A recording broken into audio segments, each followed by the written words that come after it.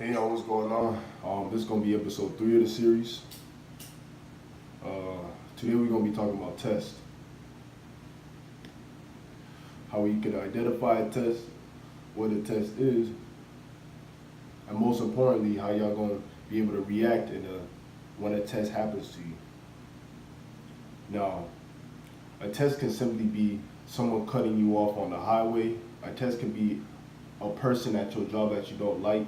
A test could be a situation that was brought upon you and to really test how you can maneuver in that situation. Now, different types of people will always have different types of situations that happen to them, but the concept is all the same. When you get tested, 9 times out of 10 it's going to throw your vibration off instantly, especially super hard tests when that's a situation that you just instantly reacted to your emotional state, a state of mind in which you're not using your brain, a state of mind in which you're not really logically thinking through things. So let's get into it. So a perfect example of this, and I love these examples because it just makes it easier to relay the message, but a perfect example of this would be a rude customer at a restaurant. And they may not necessarily be wild or they may not necessarily be outlandish, but they definitely can fuck your vibe up. For example, if someone comes instantly when they walk into the door, by the time you get them their drinks or whatever, let's say you're a server or waiter, that's what I do, they're instantly already giving you a hard time. The moment you notice that this is going to be a difficult customer, you got to adjust your mindset in a way that's not the usual customer. Because that's a test. Because it's easy for them to get under your skin. But are you really going to let that 30-minute, 45-minute interaction that you have with a rude customer, it don't even got to be in a restaurant, but it could be at a store, it could be at honestly any business. I'm just using the example of customer. But are you really gonna let this interaction throw your vibe off for the rest of the day? Are you gonna let the 30-minute interactions that you having with this customer throw off the rest of the 16 hours that you're awake? That's if you sleep 8 hours a day, but most of us ain't even getting 8 hours. But at the end of the day, you have to understand that these situations are put in, I guess you want to say, your life so that they can test your willpower and your mental strength. If you succumb to these tests and you fail these tests every time, you're going to find yourself in predicaments you're not even going to want to be in. You're going to think that everything in your life is really against you when it really isn't. Because only a few of these things are really against you. A lot of times it's just the way you're supposed to react to a situation. And everybody's reaction is going to be different. But you want to manage your reaction. Fucking drop the split. But you don't need to manage the reaction in a way that's going to be beneficial to you in the long run. That's going to give you that long-term gratification, like I said in the other video.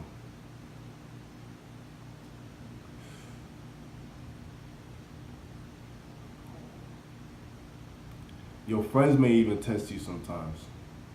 There may be days that you're just not trying to talk to nobody, and your friend may come off and say a joke that may have not been appropriate at the time, or you just wasn't feeling it, and it may rub off on you in a certain way. And everybody do get butthurt. Nobody, I believe in this world, maybe very few people in this world can truly master all their emotions all at once at any given time. You're a human. You have emotions. If you don't have emotions, you're a robot. But the key is to learn how to manage your emotions so that you can think through the situations that are given to you. A test can be when you lose a job, for example, and immediately you start panicking. How am I going to get food on the table? How am I going to make more money? How am I going to do this? How am I going to do that? Or why is this happening to me? And you're going to be in a state of frantic and you're not going to be able to fully process your thinking. The number one thing I like to tell people, and I promise I ain't planned this, or maybe I did, write your shit down in a book. Literally cop one of these for 50 cents. And anytime you think a test happens to you, write it down or write down the situation. Read the situation to yourself and just think about it.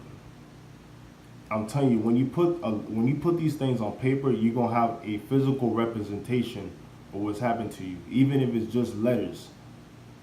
That puts your mind, when you read something, you instantly put your mind into a different state. Reading can trigger emotion, but it doesn't do it all the time. That's why they make you read books in school so it can help you think. The books may have been shitty, and a lot of the times I ain't really read all the books that my teachers told me to do. But the reason that the school systems put books in is to help y'all think. The school system isn't 100% against us. See, those were just tests. They knew that a lot of y'all weren't going to read the books because like, oh, fuck this shit, I ain't going to do this, this is going to cut into my time. But at the end of the day, those who are able to put their willpower and use that book as a lesson were able to, 9 times out of 10 can think more than y'all. And I'm not going to be here and be the dude saying that people that are reading think better than people that don't read. It's a false observation, and I don't have the statistics or studies to do that. But I can tell you, for me, when I put something on paper, I'm able to think through the situation more often. You could literally go in the bathroom and say, oh, write it down on a piece of paper. This customer is a bitch. Why is that customer a bitch? What are they doing to you? And are you going to let what they're doing to you affect you through the remainder of your day? There's people that get cut off on the highway and there's people that get cut off on the highway and they literally would bring that energy and that situation all the way into the workplace, and sometimes they'll be thinking about that during lunch. That dude on the highway either crashed from going too fast, got called with the police, or made it to his destination. Point blank period. But at the end of the day, you don't gotta interact with that person for the rest of the day. You can hate bad drivers, you can hate assholes, but at the end of the day, don't let that individual situation throw your whole vibe off. When I get cut off on the highway, I'm gonna be like, I do react and I'm like, oh shit. But at the end of the day, I'm like, thank God that car ain't crashing into me. And then you just move on. Really think about a lot of the things that happen. One moment.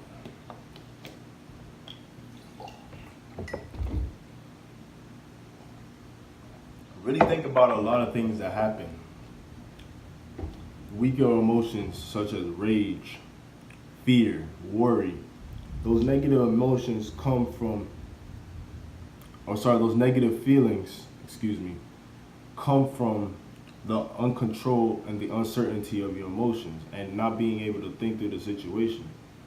I'm not going to say that, I'm not going to be the dude that says you can't have anxiety, you can't have depression, but I could definitely say that you could really think through your situations. Because the next step after is, once you think through the situation, you can actually develop a plan, or you can develop steps on how you're going to interact with these people and these situations that happen to you. And once you got those plans and your steps, you'll have that shit locked in. You'll one day be able to work a whole day and deal with the rude customers. You may be able to go a whole day and something really, really bad can throw you off, and you'll be able to keep your head up. But that takes practice, and you have to really train what's up here. I'm only 20 years old, and I just started learning how I can help manage my situations and help manage my mind. Because at the end of the day, this is the only, up here in your soul is literally the only things that guide you in this place that we call life. And I know I'm rambling on into another topic, but you want to be able to beat these tests. You want to be able to beat every test in the life, or come close to beating every test that's handed to you in life. Cause once you start hitting those, you're gonna be in a mindset that's way above the average person. You don't want to. The average person, the average person will be the average human, and the average human is what I would define as the 80%, and then you have your bottom 20. The 80% of people hop straight into reacting without thinking. Like really think about a lot of the situations that pop off in life. War, people fighting, killing, just popping off on people for no reason. Is because y'all not really thinking through your situations. Point blank period. So I want y'all to understand that you gotta beat these tests. I'm gonna keep it a stat. This split is not kicking my ass, so I'm gonna have to cut the video. But I want to thank y'all for watching episode 3. If y'all made it all the way, I want y'all to be safe this week, and I want y'all to beat them tests. So be safe.